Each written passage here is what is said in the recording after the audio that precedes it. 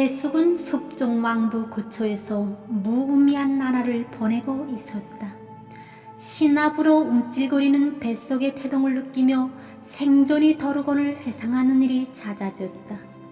하란도 피양그도 그리고 애숙을 따라 먼 길을 봐서 힘들게 살고 있는 몸종 부술에 이르기까지 모두 힘이 없었다. 앞날이 어떻게 될 것인지 도무지 알 길이 없는 일상 속에서 하루하루 표정을 잃어가고 있었다. 일단은 소고한 섭종왕에게 송종묘호와 화려한 시호가 내려졌고 장례도 국상으로 치러졌으니 전종이 그렇게 험하게 펼쳐지지는 않으리라는 막연한 희망만이 묵시적으로 공유됐다. 그러나 그 희망은 오래가지 못했다. 그것은 어디까지나 어설픈 소망에 지나지 않았다. 장례를 치른 지 한 달여가 흘러가면서 하란이 얻어듣고 온 황궁이 기류는 현저히 달라지고 있었다. 우선 새 황제가 섭종시대를 마감하고 친정체제를 그쳐가면서 그동안 더르곤을 따랐던 휘하 장수들이 하나씩 여직에서 밀려나고 있다고 했다. 굿기야는 더르곤이 섭종왕으로서 했던 치세를 들먹거리며 이런저런 비판들도 쏟아져 나고 있다고 했다. 애숙은 서서히 형언하기 힘든 불안감에 휩싸여 들어갔다. 무슨 생각이 났는지 애숙은 더르곤이 남긴 유품 중 일부를 고문 개짝 속에 넣고 꽁꽁 숨겼다.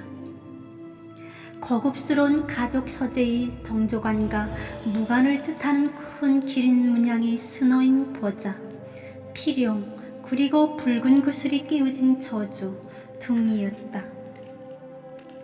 2월율 이튿날이었다.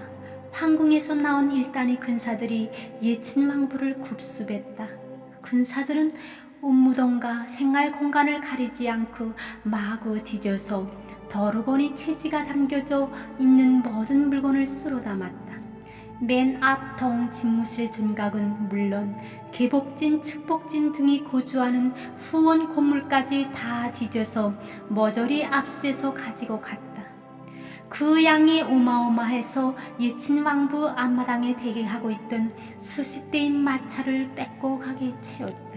더르곤의 처첩들은 모두 두려운 눈으로 바라만 볼 뿐 어느 누구도 항변 한 번 하지 못하고 쫄쫄맸다.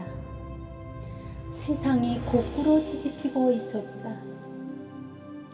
2월 보름날 하늘이 기어이 다시 한번 더욱 무너져 내렸다. 윤경 고리 곳곳에 섭종왕 더르곤이 만고욕족이라는 내용이 대자보가 나부뒀다. 더르곤이 생전에 호시탐탐 황제 자리를 노렸고 유품 중에 황제만이 입을 수 있는 고급 황포가 나왔으며 비밀리에 황제의 옷을 입고 지냈다는 곳이었다. 대자보의 내용을 전한 하란이 눈물을 철철 흘렸다. 이건 아니지 않사옵니까? 우리 모두가 다 아는데 섭종왕 전하께서 구리하셨을 리가 없지 않사옵니까? 소름이 끼쳤다. 이건 음모다. 오랫동안 준비된 무시무시한 계략이 실행되고 있음이 분명하다. 애숙은 혼자 말처럼 중얼거렸다. 하란이 말했다. 뭔가 무서운 일이 벌어지고 있사옵니다. 그러니 이제 어찌해야 하나요? 우리가 할 수 있는 일은 없나요? 섭종왕 전하에게 더 씌워진 누명을 벗겨드릴 길은 정녕 없을까요? 하란이 힘없이 고개를 가로주었다. 하늘이 바뀌고 태양이 바뀌었는데 무슨 수가 있겠나이까? 하늘이 하는 대로 기다리는 일 말고 할 수 있는 일이 아무것도 남아있지 않사옵니다. 하란이 얼굴에 낭만과 두려움이 번복이 되어 감돌았다. 그녀에게서 한 번도 보지 못한 처절한 모습이었다. 다음날 더욱 기막힌 일이 벌어졌다.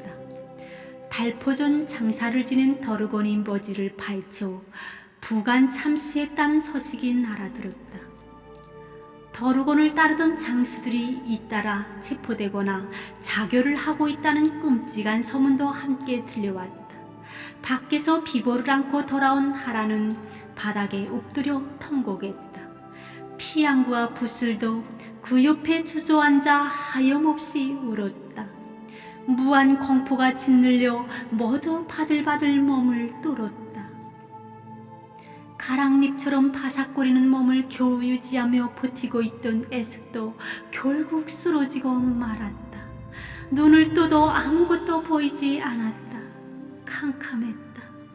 여기까지인가? 여기가 끝인가? 자꾸만 흐려져 가는 의식을 비집고 떠오르는 얼굴이 있었다. 아버지였다. 아버지는 애숙에게 언제나 따뜻한 둥지였다. 왜 그 생각이 났을까? 어릴 적 애숙이 길을 걷다가 그만 탱자나무 가시에 발바닥을 찔린 적이 있었다. 아마도 6살 무렵이었던 것으로 기억된다. 누군가 못된 악동이 커다란 탱자나무 가시를 일부러 길바닥에 거꾸로 세워놓은 것을 모르고 밟고만 곳이다. 울고 있는 애숙을 업고 집으로 달려간 아버지는 박힌 가시를 뽑아내고는 대뜸 가시가 박혔던 발바닥 자리에 입을 갖다 대고 세차게 빨았다. 더러운 발바닥에 입을 대고 오염된 피를 빨아내어 덧나지 않게 하려는 아버지 사랑은 애숙이 가슴에 깊이 새겨져 있었다. 애숙은 이럴 때 아버지가 있었으면 이 모든 어려움을 다 해결해 줄 텐데 하는 생각이 간절했다. 하지만 어림도 없는 헛된 꿈 아니던가. 그 먼 땅에 있는 아버지가 순식간에 날아올 길이 있지도 않으련만 이런 기대가 다 무슨 소용일 것인가. 애숙은 머리를 흔들어 망상을 털었다. 그런데 애숙이 감당 못할 비극은 따로 또 남아있었다. 며칠 동안 멈춰 누워서 기적이 일어나길 빌고 있던 애숙이 소망도 무색하게 참혹한 또 하나의 참극이 펼쳐졌다.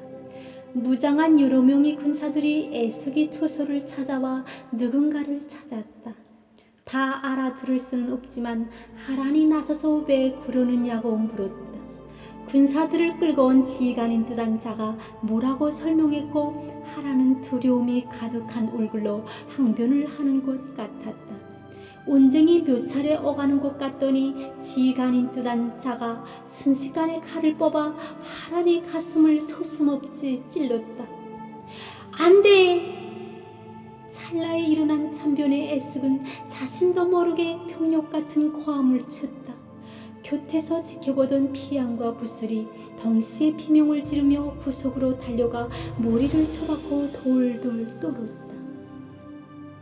얼굴이 새까맣고 고약하게 생긴 지휘관은 뭐라고 몇 마디 더 찌꺼린 다음 군사들을 이끌고 휑하니 나가버렸다. 칼을 맞은 하란이 가슴에서 피가 활활 솟구쳐 올랐다. 애숙이 달려가 손으로 막았지만 달라지는 것은 없었다. 부슬아, 수건 좀 가져와. 그 속에서 얼굴을 쳐박고 있던 부슬이 수건을 들고 와서 떨리는 손으로 내밀었다. 얼른 수건을 받아 하란이 가슴에 대고 힘차게 눌렀다. 어찌해야 하는가? 어찌해야 옳단 말인가? 애숙이 소리쳤다. 대체 무슨 일이야? 하란, 이게 뭐예요? 왜 이래요? 거친 숨을 몰아쉬고 있는 하란이 창백한 얼굴을 들어 눈을 뜨지도 못한 채 더듬더듬 말했다. 궁부로 가서 섭종망 조나의 욕족제를 주문하라고 했나이다. 예친왕 조나로부터 하이와 같은 운해를 입고 살아온 서인이 그럴 수는 없다고 했더니 이렇게. 하란의 호흡이 더욱 거칠어지더니 입으로 피를 끓고 토했다. 하란, 죽으면 안 돼. 절대 안 돼. 하란이 마지막 숨을 몰았으며 말했다. 대복진 마마, 아니, 내저국 저손이 공주마마, 서인이 마마를 모시게 되어 행복하였나이다.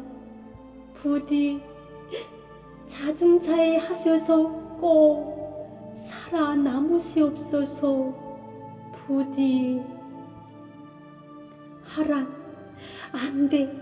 나는 어떡하라고 이래요. 하란. 애숙은 하란의 몸을 흔들며 비명을 계속 질러댔다. 정말이었다.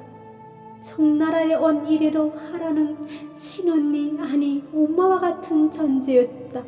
그녀가 없는 세상은 상상조차 해보지 못한 일이었다. 애숙이 절규에도 불구하고 하란은 곧 숨을 놓고 말았다.